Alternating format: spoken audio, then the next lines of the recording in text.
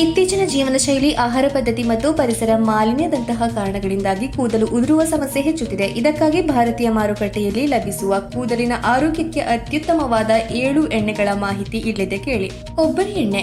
ಈ ಎಣ್ಣೆಯನ್ನ ನಿಯಮಿತವಾಗಿ ಮಸಾಜ್ ಮಾಡೋದ್ರಿಂದ ಕೂದಲಿನ ತೇವಾಂಶ ಉಳಿಯುತ್ತದೆ ಮತ್ತು ಇದು ಪ್ರೋಟೀನ್ ನಷ್ಟವನ್ನ ತಡೆಯುತ್ತದೆ.